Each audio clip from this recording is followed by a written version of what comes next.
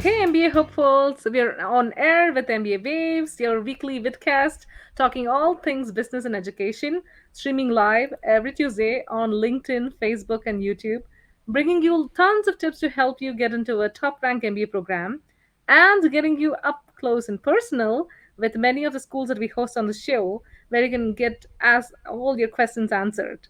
And if you like this week's episode, please don't forget to like and subscribe.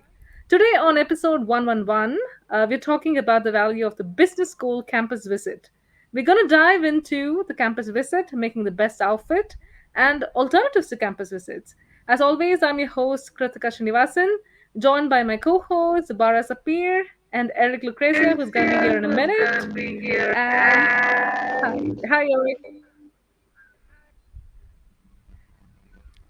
And we also, sorry, Eric, seems like you have a problem.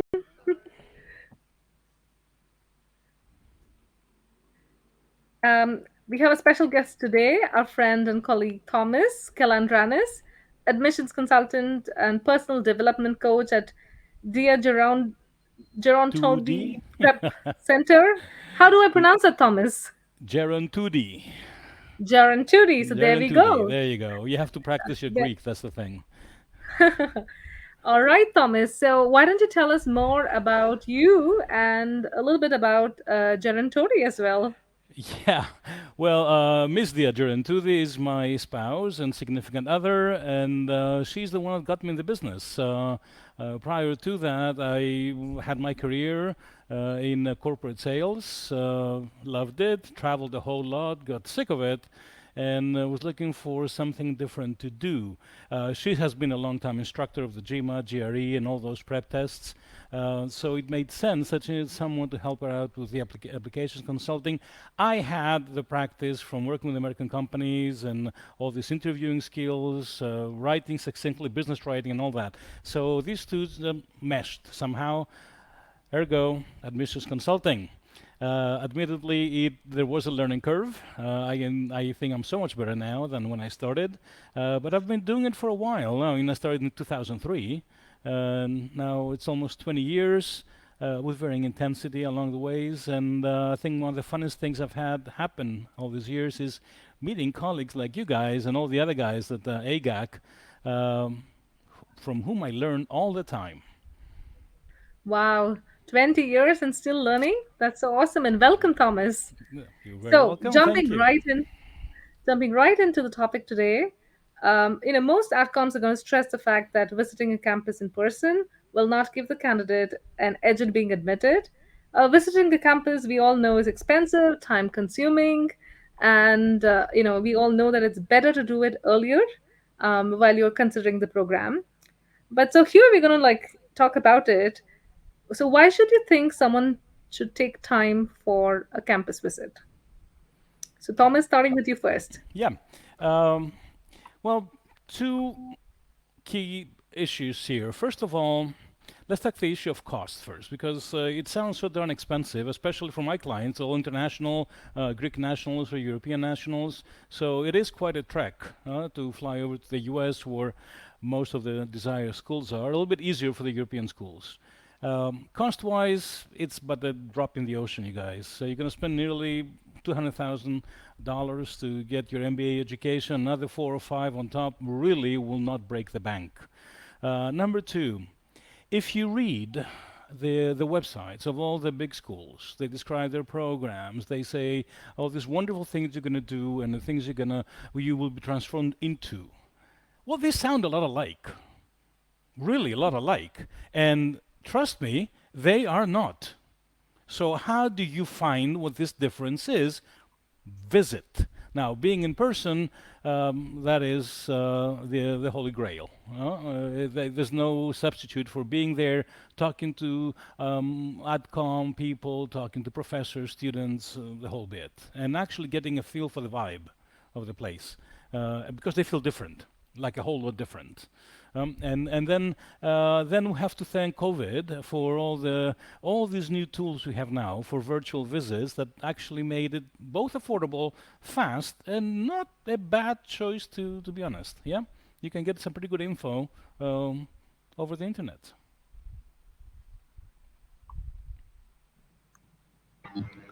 Yeah, definitely. Sorry, I think we're having. All right. Something's wrong with Eric's thing. So Yeah. what Sorry. about Mhm. I'll jump in here. So what Yeah, about international students who may not be able to take the time off right. for the visit? The time is actually the bigger obstacle here, because if you plan on visiting 3 or 4 or even 5 schools in the U.S., you're talking for a minimum of 10 days, and that's really being optimistic. So um, some do it. A surprising number of them do it because they see the value. Because they also see what we see, that simply reading the websites just doesn't cut it. It doesn't give you this unique element that we look for. So Berkeley, Stanford, 20 miles apart, right? They couldn't be different, more different. And yet you would not know that if you simply read what their website contains. Being on campus, you really understand what the four principles are and how they actually apply them. Yeah, they mean that stuff that they write. Yeah, and when the Stanford outcome people tell you that we're looking for the people that will change the world, they actually mean it, and you realize this when you talk to the students that are in the program. So there are all these technical things that our candidates look for, and they agonize over, write the perfect essay, get the perfect score, so on and so forth. And then they're wondering, okay, so what is really going to be like? What is the bigger obstacle I'm going to find? Okay, is my English good enough? Well, yeah, it's good enough for the TOEFL and the GMAT and the GRE you took. Can you actually converse with people from 6 different nationalities all talking at the same time? Now, that is a true field test of your English speaking ability and comprehension. Now, imagine doing this over beers. Well, we know students don't do beers, but still. What are you talking It's about? Yes, they yeah, do. no, I know, just rumors that Come do not on. believe them. But it's there is a vibe on every campus. There's a special vibe, and you get it when you walk during the times when students are changing buildings, classrooms. See all this mayhem that happens on campus.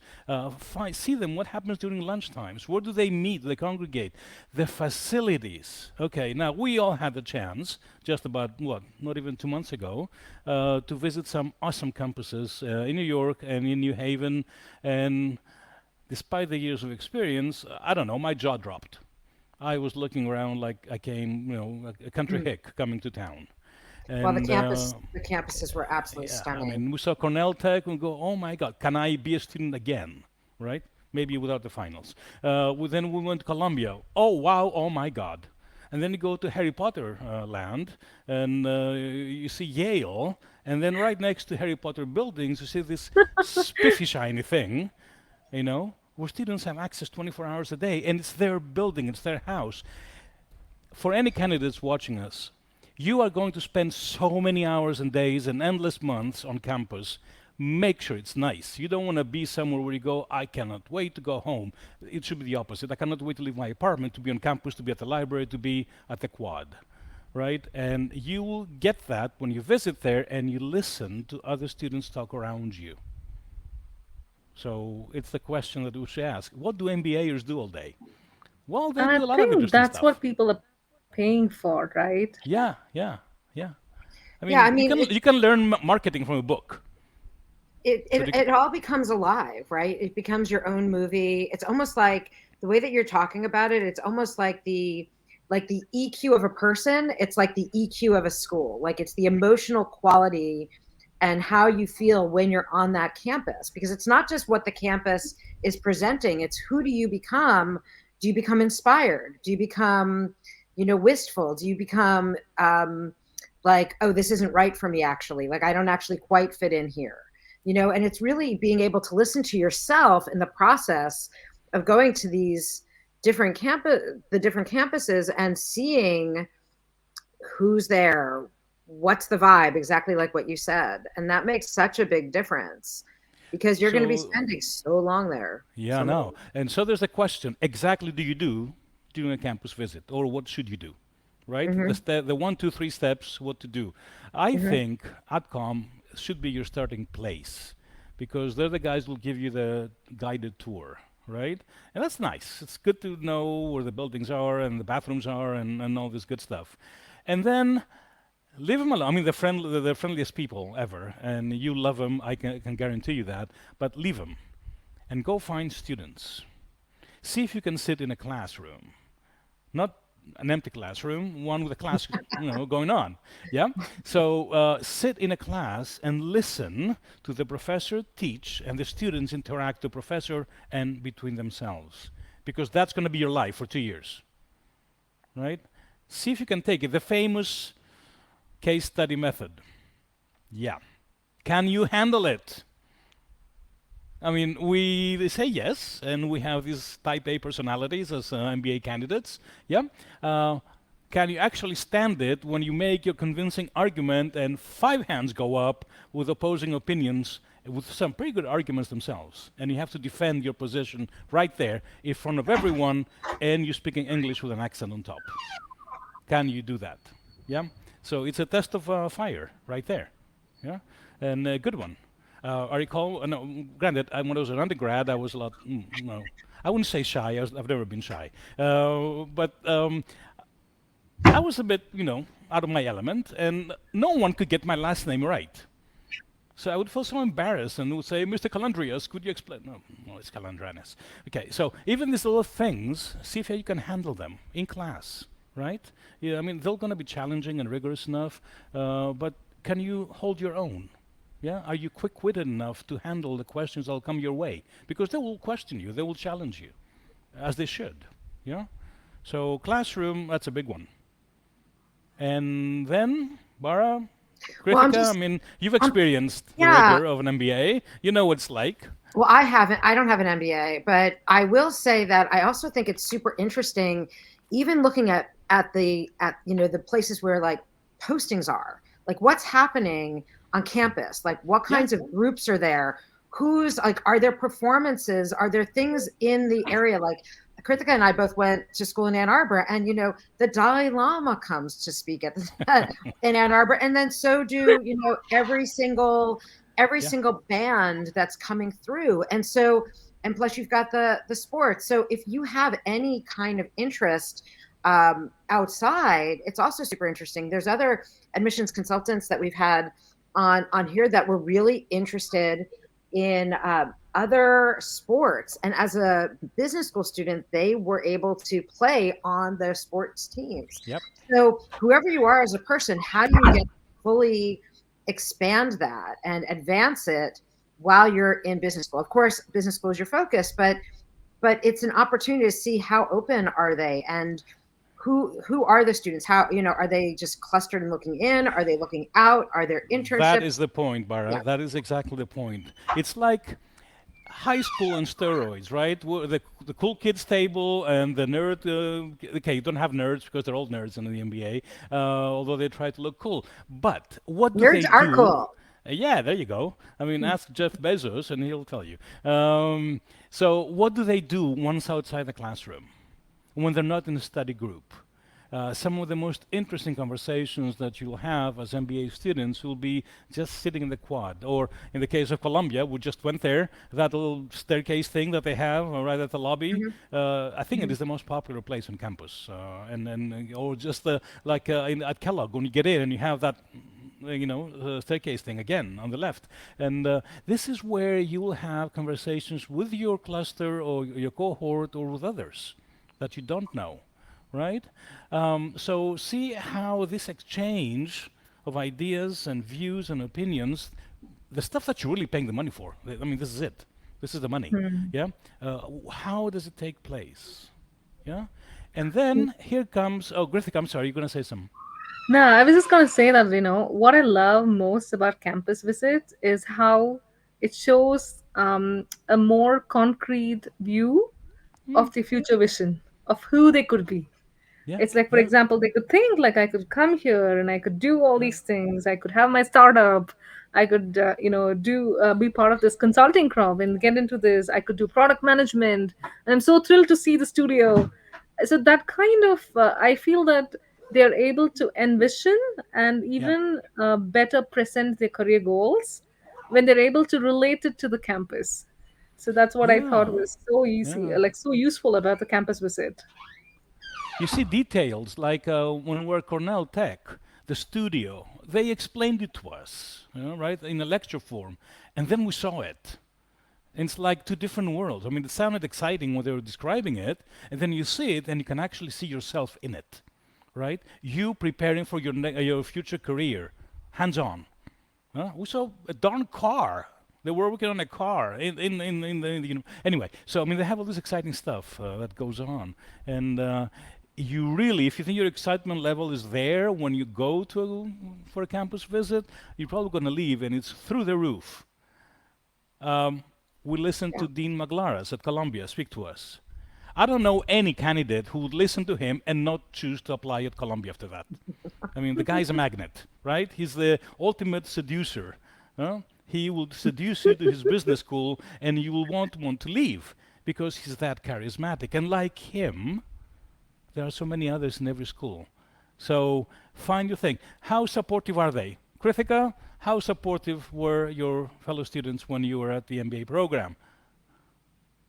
I didn't do an MBA, but I Oh, just did a sorry. minor in marketing at the Ross School of Business. I had to say they were the best. I'm thinking of, I'm sorry.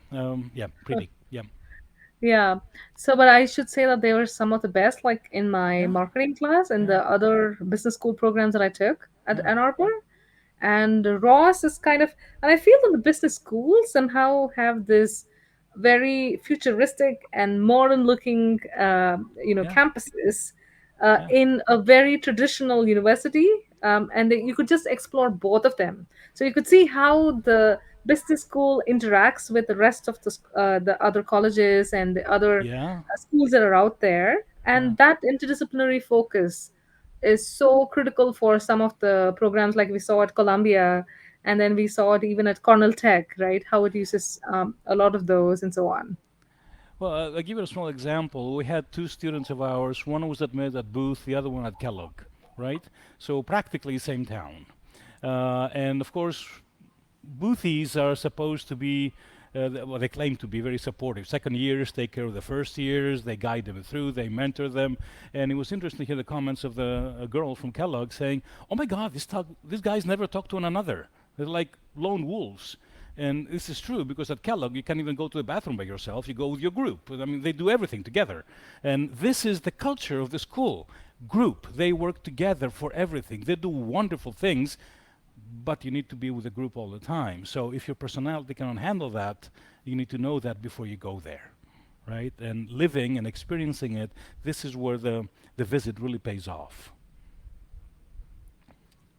Sorry, I got a little too excited here. Sorry, Bara, When do you're on you mute. Yeah. Mhm. when do you think the best time to visit campus would be? Because Yeah. I'm thinking like Ann Arbor, I would not say that someone should visit in the dead of winter, for example. But Yeah. maybe they should to understand what they're going to be living through. So when do you think is a good time Yeah. to visit? So going to Boston during a snow emergency, huh? Yeah, you'll turn around and leave. Um, I think first of all, a class school needs to be in session. You need to be able to sit in a class and experience that. And well, I would say somewhere in late October, early November, huh? Or sometime right in March.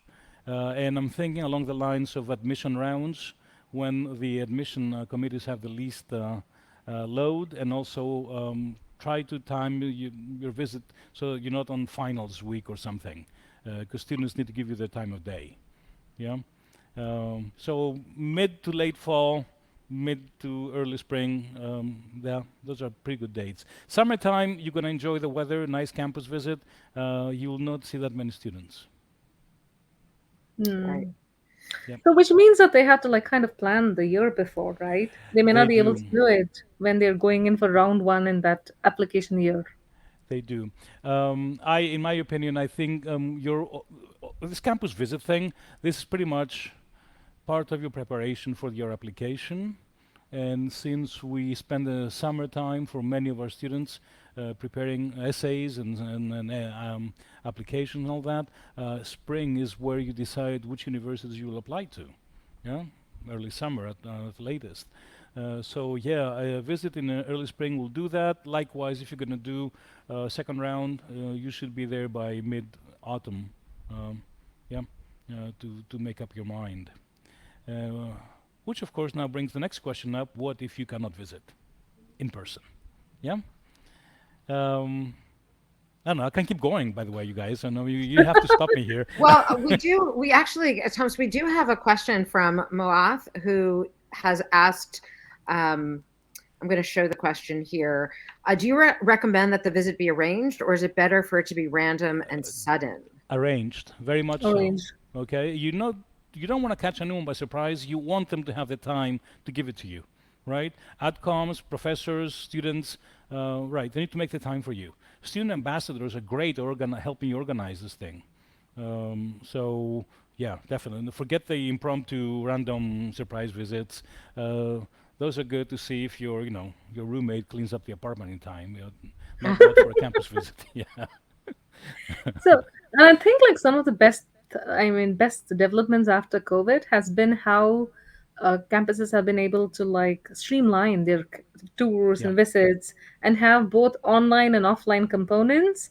So now you could like if you can't visit, in person, you could still have like some of those access to the classes or the online Yeah. classes and other Yeah. things, right? Yeah, and I mean, universities were pretty awesome in how fast they adapted their operations to remote use, and they also brought up a whole set of tools. And I mean, we can access more students now um, via chat or a live conference or even a simple email. Yeah, I mean, sometimes my candidates ask me, during the interview, what should I ask them? Because we're supposed to ask them 2 or 3 questions, right? I go, well, one would be, what could be your biggest challenge in the first 2 months at university? I mean, you come from a different country, yeah? And you may not know much about the American reality if you come to an American school or how they do things in the UK. There are things that happen outside the classroom that will affect your life as a student. So ask another international student, what was the biggest thing they had to face initially? Was it finding a supermarket? Was it learning how to eat the local food or whatever it is? Or actually breaking through to someone who's a different nationality and striking up a conversation? Um, and I usually frame it in the first 60 days because that's when you have to make most of the new adjustments. After that, you pretty much get in a groove and things can happen. Yeah. Um, yeah. Um, so students, I'm a huge proponent of talking to current students. They will give you the lowdown, even the unpleasant lowdown that you need to know. Yeah. You could even meet students from the same country that you're from, right? You can talk to folks Yeah. in the admissions and say, are Absolutely. there any students here that also come from my country or my culture? I would love to talk to them. Or if there's cultural centers or religious centers that are on campus or near campus, you can go and speak to Anything them at as all. well. Anything that I mean, you're leaving your routine behind and going to a new world, and Mhm. you need to adjust really fast. Because we all know how many things happen concurrently in those MBA programs, inside the classroom and out. And you need to be able to roll with it very fast. Yeah. I mean, I'll give you a small, tiny example. One of the things we love here in Greece is our iced coffee. I mean, we have warm weather, so we have our coffee iced. Yeah. Okay, you're not going to find iced coffee in Boston. You have some iced latte, maybe, which is kind of a watered down version of it. But for many, that's a big issue, and it sounds ridiculous that your coffee is an issue, but it is. Yeah? There's iced coffee in Boston. There's iced coffee everywhere. What are you talking I about, don't know. They Thomas? finally copied us. I think like having the tag of HBS is going to like make up for that. Yeah, I think so. Yeah, yeah. And now that you brought it up, we have all visited many campuses as part of the AIGAC conferences on our own. What has been one memorable experience of a campus visit that you want to share? Mine.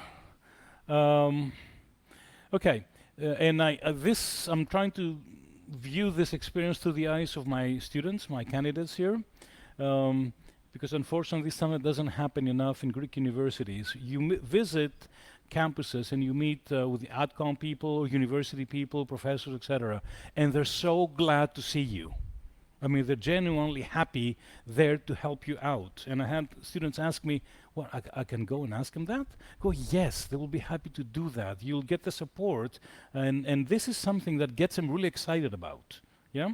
Um, at the same time, I can tell you that should they not get this treatment, that would be a huge turnoff. This is one of the things that could change your mind about going to X school versus Y school. Yeah, feeling welcome and needed and seeing people smiling because you just showed up is a huge incentive to go there. Yeah, yeah. The good facilities do not hurt either. Yeah, uh, yeah, and then maybe a Harvard name on your diploma. Sure. Yeah. Bara, what's your favorite apart from Ross? Well, I have to say, going to Cornell Tech, the building that was on Roosevelt Island, it was just such an amazingly beautiful, well laid out thought of campus. Hmm. And seeing the bridge like right there as you walk up to campus, I just thought it would just be so inspiring as a student to be able to see that each day, that just, and be in the facilities there. It was just state of the art. It was absolutely gorgeous. So I mean, there's lots of memories, It but is. those Yeah. were, Yeah. but Yeah. the visual, the architecture is always, it's always so striking to me. For me, it was Kellogg. Back in what was this, 18 or so, 17 when we were there. Um, Hmm. and I mean, we got lucky because it was a perfect sunshiny day. I mean, it looked like the weather you go to the beach, right? You don't go to for a campus visit. And they had just built that brand new building of theirs, the business school. And I remember looking outside the window of the conference room, and there were some tennis courts down low, a couple of kids throwing the football out on the grass lawn. I go, this is a resort. This is not a university. I mean, the lake stretching in front of us, it was like being in a resort. And I go, people study here, right? I mean, how envious could we all be of them? And it's something I would wish anyone to experience.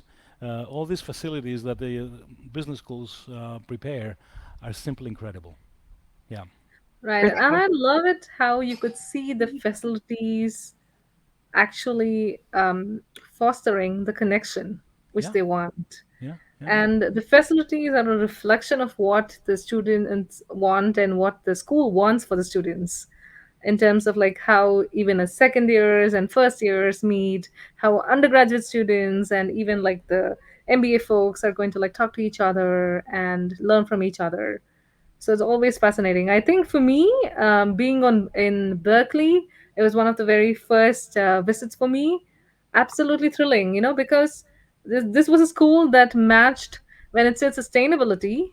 You wouldn't like. I think this was probably one of the first schools like we didn't have plastic or anything everywhere, and they were like literally like matching what they were preaching Hmm. to their practice as well. So it was very incredible. But yeah, I also cannot forget, I think one of the most incredible moments was being on the deck of Berkeley and then looking over the entire city when it was dusk and twilight. So it was just like amazing. So, and I think that, as you rightly pointed out, Thomas, in the beginning, you would want to get that vibe, and the vibe is different in every place, and Yes. that's something that you cannot capture even in virtual campus tours. So which is why like either you seek it secondhand or you're going to like actually take the effort and go visit it. I It will say is. I was at the Berkeley market 2 days ago, it's called Berkeley Bowl. And literally the grocery store there has changed over where they have no plastic bags. So this is one of the major grocery stores in Berkeley. Like you get bulk spices, but you can't even put them in plastic now. You have to put them in these paper bags. And the vegetables, they have compostable bags. So it's amazing. Like I love living near a place that's so progressive, and it's amazing that the university embraces that as well. That like the whole town is on board. I mean, we can get into it, it's a little bit more complicated than that, but I Yeah. will say like that is really lovely that the campus is really talking about sustainability and walking their talk. It's the details, really. I mean, one of the things I spotted during the Yale visit just a couple months ago. Okay, we're lucky to have nice weather, but walking through campus, they had all these little nooks and corners where they would set up two or three wooden lawn chairs for students to sit there and talk. So this is a detail that kind of indicates the care the university shows to its students. And this was not just for the business school, this was all over campus, right? But a different vibe. I don't know if you ever had the chance to visit HEC in Paris. And it looks anything but like a university. I mean, there's a building on one side, and there is a gigantic park in front of it. That's a campus. The park is part of the campus. Yeah, it has a lake in it, as a chateau, right? And if you can actually see yourself walking through there, knowing that this is also a top university globally, you might say, okay, maybe I'll forgo the US and try France. In Seattle, it's pretty much the same way. I mean, they're right next to Fontainebleau, in the forest. Yeah. So for outdoorsy types, yeah, Tuck can do it really well up in Ithaca, or we can go to France. Sure. Different Brilliant. place, different style. Yeah. What about looking at it from the other viewpoint of do you know of students that have changed their minds because they Um, visited a campus? well, usually it's when they're between two or three schools, right? And they're all pretty much on the same level. And a visit will make the difference. And I think it usually has to do with the people that they talked with. Mhm, Because, I mean, we know that pretty much all universities are pretty darn impressive in terms of facilities, mhm. the things they give you. So you expect to have the super library, access to the building 24 hours a day, spiffy meeting rooms, and the whole bit. Yeah. If you're lucky enough to go to Columbia, you will have the spiffy business school. Of course, different story because it's New York. Yeah. Uh, but the person that will meet you and greet you and the students you'll meet, they'll make all the entire difference. So um, talk to more than one person, right? You may catch a person on a bad day. Don't let that be your image for the school. Okay? Speak to 5, 6, 10 people, right?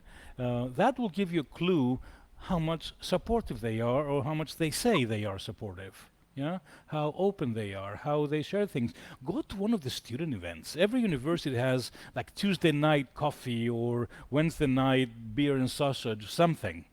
These socials is where you really understand how the students interact between them.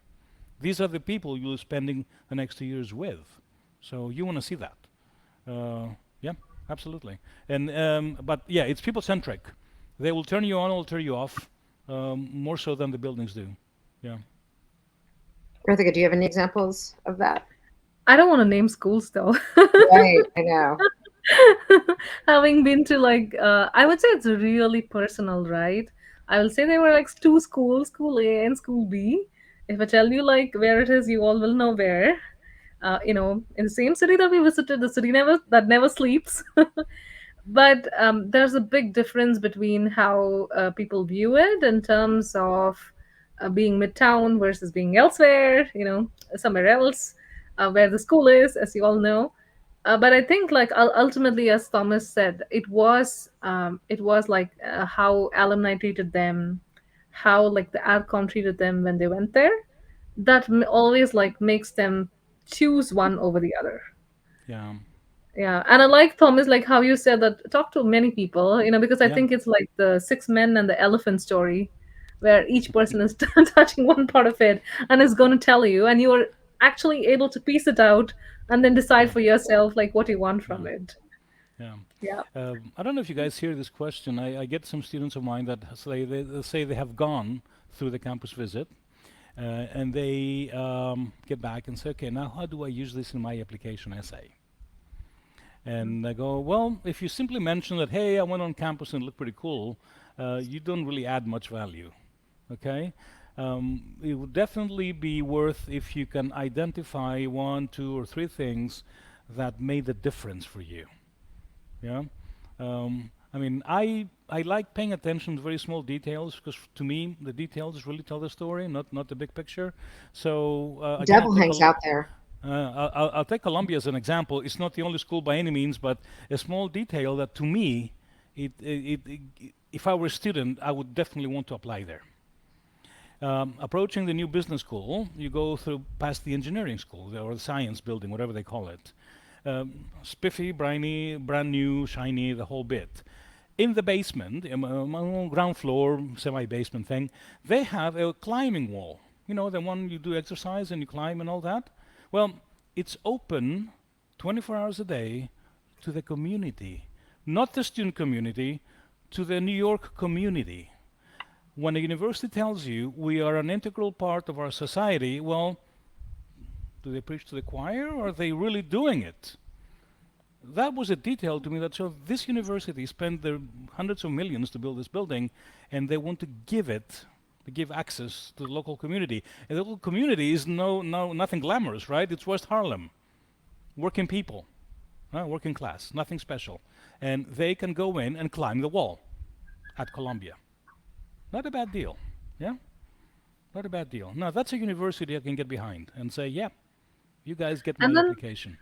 think about the children, young children who would have access to Yeah, that wall, yeah, like, yeah. how they would be growing up with so many visions of like You dream of going to Columbia greatness. someday, right? Yeah, Greatness and yeah, success. Wow. yeah, yeah. But these are indications of what happens. There was, I think it was an episode or something with a booth, and there was a second year talking. And he was talking about his experience as a first year in the MBA program, and they have the mentorship, the buddy system there. They pair you up with the second year if you're a first year. Um, and he said, I had heard about the supportive system at Booth, blah, blah, blah. What really made the difference is seeing that second year mentor that he had spending more time on him than for his own affairs. The second year was mentoring, the first year spending more time than he would do looking after his own deals. Now, that is a university to say, yeah, I want to be in that ambience. I want to be in that environment. Yeah? Someone helping me out. Folks, the MBA is tough. We know that. It's tough getting in. It's tough making it through. You need help. You'll need a whole lot of help. Okay? So go somewhere where you're going to get it. Now, if you're a lone wolf, okay, maybe you can find your school. We won't name names, but yeah, there are schools like that. We have another question here. I'm gonna post it. This is also from Moath. I hope I'm pronouncing his name correctly. Yeah. Will a visit give insight to what the school is about? So some people look for school X and they'll say it's for consulting, and school Y is for finance, and Z is for management. So how can a visit help you see such a thing? We sat in the class, well, abbreviated version at Yale with Zoe Chance, right? Now, speaking for myself, I would take her class any day of the week, maybe twice over, because this charismatic teacher could actually tell you something about marketing that you can actually use. So if you are thinking about consulting, thinking about finance, go sit in a classroom and see what this professor does. I mean, is he putting you to sleep? Yeah. The numbers for all MBA programs are great. 30% go to consulting, 25% go to finance, another 30% goes to tech. If you put the numbers side by side, pretty much the same. Yeah, so you will get a job. The question is, will you learn as much in every single one of them? So if you're a marketing guy, yeah, we'll say, well, go to Kellogg, that's a marketing school. That's because they are. They're very good at it. But they're not only that. Yeah, there are a whole bunch more. Yeah, it's just like saying, Wharton, all they do is finance. Well, no.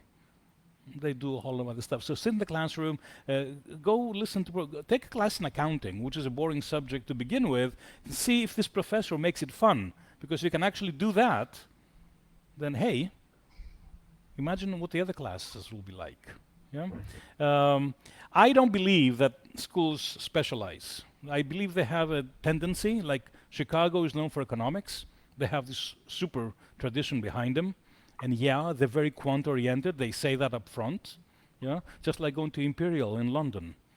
They tell you before you get in, we're heavy in quant. So if you want fluff, you will not find it there, right? Even the fluff courses will have quant in them. Yeah? But in terms of career and preparing for one, This is my opinion. I think if you try your hardest and squeeze the program dry, suck everything you can out of it, really, your future is up to you, not to the school's reputation or label, whatever you say you call it. So, yeah. Yeah, and I love what you said about it. It's about like, designing the experience that you want, and you will be in a position to do it only when you know like what you're playing with. Yep. And looking at it, I always say that it's like going to multiple hotels. Everybody can give you a bed and a room and shelter for the night, but then some are going to be like much more better for you than the others.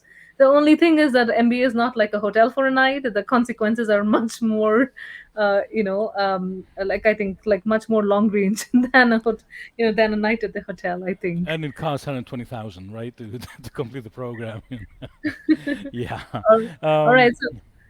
So here we go with one last question, which is what are some alternatives to campus visits? You touched upon it a little bit, like we yeah. already talked about virtual campus tours, but what else can people do Well, we for have those who cannot visit? the fairs, right? The traveling fairs, which are sometimes a bunch of universities going to one place, where you can meet a number of reps, or you can have universities doing their own circuit thing, right? We just had here in Athens, Columbia did something. It was a small event, but we had admissions officers from Columbia that were here to talk about the program. Um, you know, um, for me, it was basically repeat what we had listened a couple of weeks before that. But still, it's nice to meet them. Yeah. So universities will do that much more so in the big cities, less in the smaller cities, and of course, yeah, the big countries. The big markets, France, London, and of course the US will get the bulk of it. Asia, if you think of the big cities in Asia, they will come to you. And there's plenty of MBA fairs, aren't there? It looks like they're multiplying every year. Yeah. So I know they're like rabbits, but they're a good starting point if you want to get the flavor of the university you want to go to. For example, Carnegie Mellon in Pittsburgh. That's one awesome school, in my opinion. Yeah.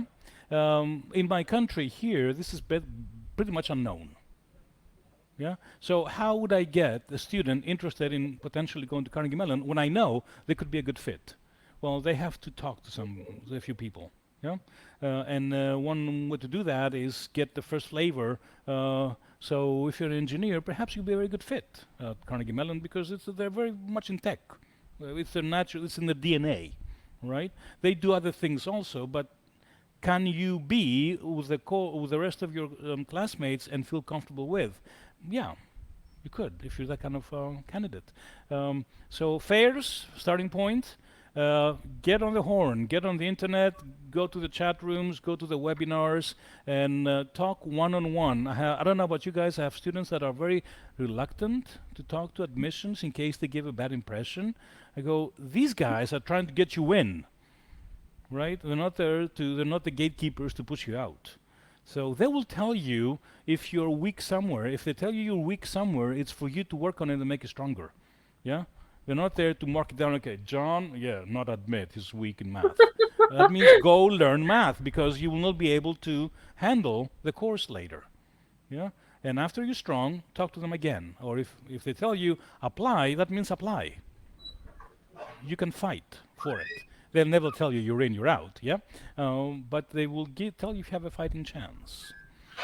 So talk to admissions folks right away, and after you get the positive vibe from admissions, or you get the thumbs up, go ahead and apply.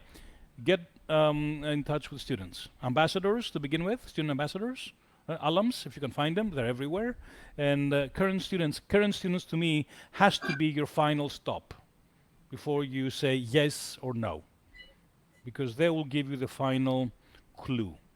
Yeah. Do you enjoy going to class every day? Well, maybe not every day, but overall, yes. What do you do when you're not in class? That's what you want to know. Yeah? Do you just go to a local pub, or do you actually do something that will make you a better person? Yeah? How did they change from when they got in to where they are today? I mean, we send people for their MBA programs to transform themselves. Well, how? What happens? What do they see different? Students can tell you that because they're living it. Alums can tell you that also. Yeah, but alums are usually very pro-university. They will, you know, I don't know. It's Rosy this, glasses. there's this bond with the university that you build over time, and you want to protect the university and promote it. Students will tell you if something is wrong, and or something they don't like, and that's okay. You don't have to like everything, but you need to know what's good and what's not so good.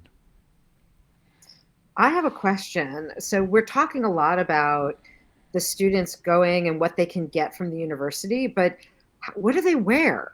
Right? Like how do they show up on campus? Like, Suit do and they tie? wear business casual? Do they wear a Yeah, suit and tie? yeah, Are they wearing jeans? I mean, how do you suggest yeah. that they show up? Well, sitting in a classroom, that would be a great way to see what they wear, obviously, right? I'm pretty sure that there are some, at least in the beginning, or when they have a big, I don't know, have a guest lecturer, they will dress up a little bit nicer. But I cannot believe students are there every day with a blazer and a tie. I mean, if they do, they're nuts, because they're going to be wearing that monkey suit day in, day out afterwards. So that's a great opportunity to show up in jeans and a shirt and be comfortable. Um, or in the case of Boston, wearing two coats and gloves. Right.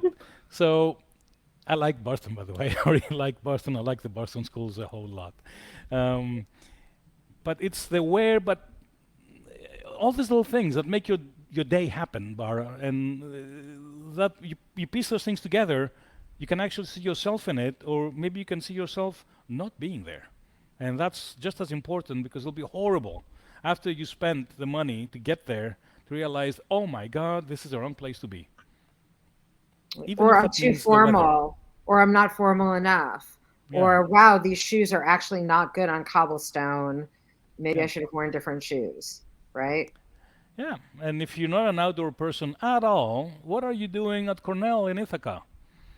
I mean, these guys live outside. Yeah, even in the winter. So fit in. Very important. Yeah. Mhm. Wow. Thomas, like we could go on, but I think we're Oh, coming. I can talk for hours. Yeah. This is so nice and to hear a lot of it. So true as I was like, we're seeing that, getting a first-hand experience of the campus vibe, sitting in a class session and simply observing how the students interact in the daily routines, like would be like a great difference for someone to select or reject a program. And that's all the time that we have for this episode. I want to thank our featured guest, Thomas Kalandranis. Is that right? That is correct. And all our guests in the audience. It was such a pleasure to hear your questions today. MBA hopefuls, if you liked today's episode, please give us a little thumbs up. Be sure to subscribe to MBA Waves to stay on top of all trends and news in the world of MBA's business and education. Finally, don't forget to check us out next week, same time and place. And for full access of upcoming and past episodes, head to mbawaves.com. Bye.